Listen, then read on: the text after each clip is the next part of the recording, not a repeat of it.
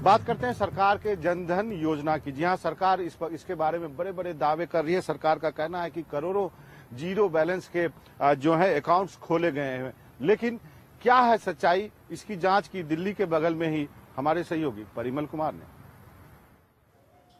बिहार की रहने वाली नीतू एक फैक्ट्री में काम करती हैं, लेकिन फिलहाल इनकी पहली चिंता ये है कि गैस का सिलेंडर खत्म होने से पहले बैंक का खाता कैसे खुलेगा, नहीं तो सिलेंडर पर मिलने वाली सब्सिडी बेकार चली जाएगी। पर बैंक ने भी जीरो अकाउंट बैलेंस का फॉर्म नहीं देने का पेंच लगा रखा है, जिसे लेकर सरकार दिन रात टीवी रेडियो पर प्रचार कर रही है। बोले खाता के लिए जो ऐसे नहीं, जीरो बैलेंस वाला नहीं खुलता है, अगला जनवरी में खुलेगा, जो 1100 रुपया वाला खाता खुलेगा। फॉर्म पे लिखा है? हाँ, ये क्या लिखा है भैया? 1000 रुपया। 1100। हाँ। ये स्टेट बैंक गाजियाबाद की खोरा कॉलोनी का है, जो खाता खोलने की ख्वाहिश रखने वालों से खचाखच भरा है। यहाँ पता चला कि जिन बैंकों के जरिए जनधन योजना को अंजाम तक पहुँचाना था, वही बैंक ब्रेक मारने में लगे हैं।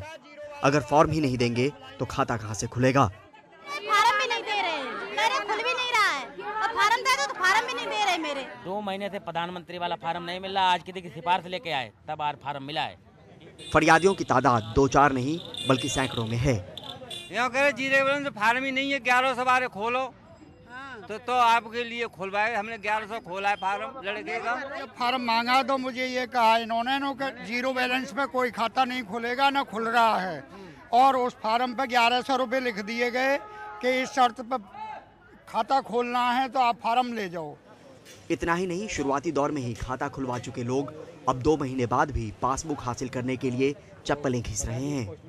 100 रुपया लिया ये खाते खोलने के लिए। कहाँ पर? खोड़ा स्टैंड में, जो आरटी स्टैंड है वहाँ पे। किस बात के 100 रुपये? फार्म के लिए। दरअसल फ्री अकाउंट के लिए अरविंद सरीखे लोगों से कस्टमर सर्विस के नाम पर जो 100 रुपये वसूले गए, उसके लिए बैंक की तरफ से 25 रुपए की फीस ही तय की गई है। यानी चौगुना चार्ज की शुरुआत फॉर्म देने से ही हो गई। लोग कह रहे थे कि 100 रुपए के आसपास लगता है, इसमें सच्चाई है? नहीं, इसमें तो कोई सच्चाई नहीं है। अब कहने को तो कोई कुछ भी कहे। तो चार्ज कितना? 25 रुपए। लेकिन हाथ कंगन को आरसी क्या, पास खड़ी महिला भीतर तो चुप रही, पर बाहर आकर बता दिया कि 100 रुपए ही लिए गए थे। मुझसे 100 रुपये लिए उन्होंने, और धीरे धीरे 3 हफ्ते से ज्यादा ही हो गए। ये इन्होंने 25 रुपये बोला, लेकिन 25 रुपये नहीं लिए इन्होंने, झूठ बोल रहे इस बात को। ये दरअसल बैंक खाता नहीं होने से सबसे ज्यादा परेशानी दूर दराज से आए लोगों को पैसे घर भेजने में होती है, क्योंकि बिना खाते के बैंक पैसा भेजने से मना कर देते हैं।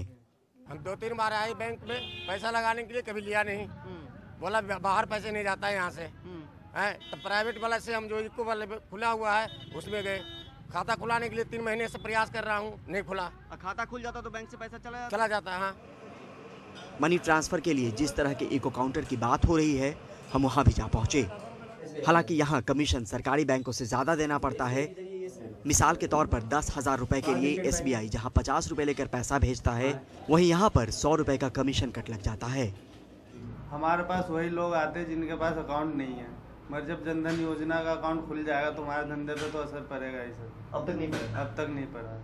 इसमें कोई दो राय नहीं कि योजना सराहनीय है, और हमारी कोशिश आलोचना से कहीं ज़्यादा हकीकत दिखाने और बताने की है।